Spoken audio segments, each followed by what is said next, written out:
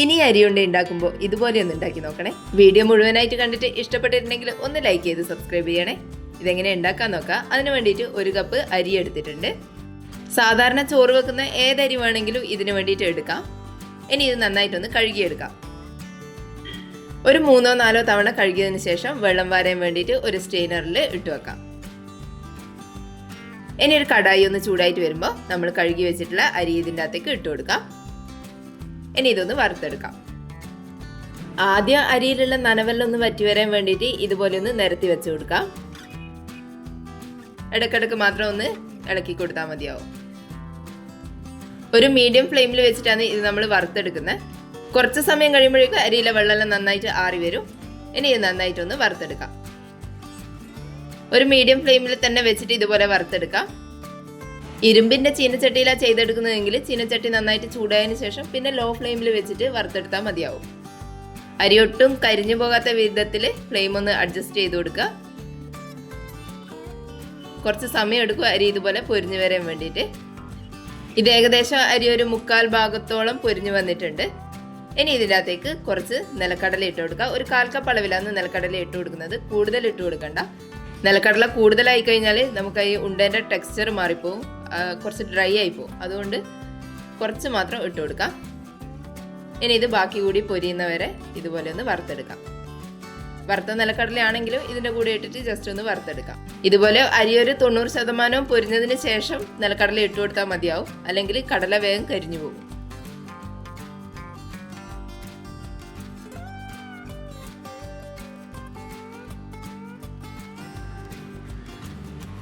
ഇതിപ്പോൾ അരി മുഴുവനായിട്ട് പൊരിഞ്ഞ് വന്നിട്ടുണ്ട്. ഇനി ഫ്ലെയിം ഓഫ് ചെയ്ത് കൊടുക്കാം. ഓഫ് ചെയ്തതിന് ശേഷം കുറച്ച് സമയം കൂടി ഇതുപോലെ തന്നെ ഒന്ന് വറുത്തെടുക്കാം. ഉണ്ടയുണ്ടാക്കുന്ന സമയത്ത് ഈ അരി വറുത്തെടുക്കാനാണ് കുറച്ച് സമയം എടുക്കുന്നത്. ബാക്കിയെല്ലാം സിമ്പിളായിട്ട് ചെയ്തെടുക്കാൻ പറ്റും. കൂടുതൽ അരി വറുത്ത് പൊടിച്ചിട്ട് ഒരു കണ്ടെയ്നറിൽ സ്റ്റോർ ചെയ്ത് വെക്കുകയാണെങ്കിൽ നമുക്ക് ഇടയ്ക്കെല്ലാം പെട്ടെന്ന് ഉണ്ടയുണ്ടാക്കിയെടുക്കാം. ഇതുപോലെ കുറച്ച് സമയം കൂടി കൈവിടാതെ ഇളക്കി കൊടുത്തതിന് ശേഷം ചൂടാറാൻ വേണ്ടിയിട്ട് മാറ്റി വെക്കാം. ഇനി ഇതുപോലെ ഒരു 3 കട്ട ശർക്കര എടുത്തിട്ടുണ്ട്. ഇതൊരു മീഡിയം മധുരമാണ്. കൂടുതൽ മധുരം വേണമെന്നുണ്ടെങ്കിൽ ഒരു 4 ശർക്കര വരെ എടുക്കാം. ഇനി അതൊന്ന് പൊടിച്ചു കൊടുത്തതിന് ശേഷം ഒരു മിക്സിന്റെ ജാറിലേക്ക് ഇട്ട് കൊടുക്കാം. അതിൻ്റെ കൂടെ തന്നെ 1 കപ്പ് തേങ്ങ കൂടി ഇട്ട് കൊടുക്കാം. ഇനി ഇത് നന്നായിട്ട് അരഞ്ഞു പോകാത്ത രീതിയിൽ 1-2 തവണ പൾസ് ചെയ്തിട്ടെടുക്കാം. ഈ ഒരു വിധത്തിൽ വേണം കിട്ടാൻ വേണ്ടിയിട്ട്. അധികം അരഞ്ഞു പോവുകയും ചെയ്യരുത്. എന്നാലും ശർക്കരയും തേങ്ങയെല്ലാം നന്നായിട്ടൊന്ന് മിക്സായി കിട്ടുകയും വേണം. ഇനി ഇതൊരു പാത്രത്തിലേക്ക് മാറ്റി വെക്കാം. അതിനുശേഷം ഒരു മിക്സിൻ്റെ ജാറിലേക്ക് നമ്മൾ വറുത്തിട്ട് ചൂടാറാൻ വേണ്ടിയിട്ട് മാറ്റി വെച്ചിട്ടുള്ള അരി ഇട്ട് കൊടുക്കാം.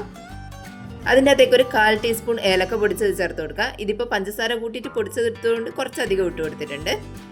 ഇനി അതിലേക്ക് കുറച്ച് ജീരകം ഇട്ട് കൊടുക്കാം. ഒരു 1/4 ടീസ്പൂണിലും കുറവ് മതിയാവും. ജീരകത്തിൻ്റെയും ഏലക്കായൻ്റെയും ഒന്നും ഫ്ലേവർ ഒട്ടും അധികമാകാൻ പാടില്ല. ലൈറ്റ് ആയിട്ടുള്ളൊരു ഫ്ലേവർ ഉണ്ടായാൽ മാത്രം മതി. ഇനി ഇതെല്ലാം കൂടി ഒന്ന് പൊടിച്ചെടുക്കാം. ഒരുപാട് നേരം പൊടിച്ചിട്ട് പൗഡർ പോലെ ആയി പോവരുത്. എന്നാൽ അരി കടിക്കാനും പാടില്ല. അതുപോലെ ഒന്ന് പൊടിച്ചെടുക്കാം. ഇനി ഇത് നമുക്ക് ആദ്യം പൊടിച്ചു വെച്ചിട്ടുള്ള തേങ്ങൻ്റെയും ശർക്കരേൻ്റെയും മിക്സിലേക്ക് ഇട്ട് കൊടുക്കാം. ഇനി ബാക്കിയുള്ള വറുത്ത അരി കൂടി ഇതുപോലെ തന്നെ പൊടിച്ചെടുക്കാം. ഏലക്കായും ജീരകവും ആദ്യത്തെ ഒരു പ്രാവശ്യം മാത്രം ഇട്ട് കൊടുത്താൽ മതിയാവും. പിന്നെ നമുക്ക് ബാക്കിയുള്ള അരി മാത്രം പൊടിച്ചെടുത്താൽ മതി. മുഴുവൻ അരിയും പൊടിച്ചെടുത്തതിന് ശേഷം നമുക്ക് കൈവച്ചിട്ട് തന്നെ ഇത് നന്നായിട്ടൊന്ന് കുഴച്ചെടുക്കാം.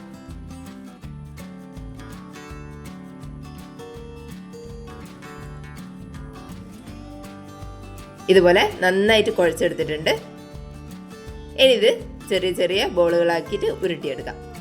നമുക്ക് ഇഷ്ടമുള്ള വലുപ്പത്തിൽ ഇത് ചെയ്തെടുക്കാം.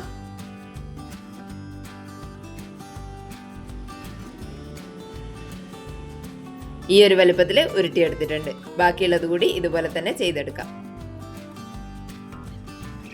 ഇനി അരിയുണ്ട ഉണ്ടാക്കുന്ന സമയത്ത് ഇതുപോലെ ഒന്ന് ഉണ്ടാക്കി നോക്കിക്കോ. നല്ല ടേസ്റ്റാണ്. ഇത് ഉണ്ടാക്കിയ പാടെ കഴിക്കുന്നതിലും ടേസ്റ്റാണ് കുറച്ച് ഡ്രൈ ആയതിനു ശേഷം കഴിക്കുന്നത്. കുറച്ച് കൂടുതൽ അരി വറുത്ത് പൊടിച്ച് വെക്കുകയാണെങ്കിൽ നമുക്ക് ഉണ്ട പെട്ടെന്ന് ഉണ്ടാക്കണം എന്ന് തോന്നുമ്പോൾ ശർക്കരയും തേങ്ങയും മാത്രം ഒന്ന് മിക്സ് ചെയ്തതിന് ശേഷം ഇതുപോലെ ഉണ്ടാക്കിയെടുക്കാം. വീഡിയോ കണ്ടിട്ട് ഇഷ്ടപ്പെട്ടിട്ടുണ്ടെങ്കിൽ ഒന്ന് ലൈക്ക് ചെയ്ത് സബ്സ്ക്രൈബ് ചെയ്യണേ. താങ്ക്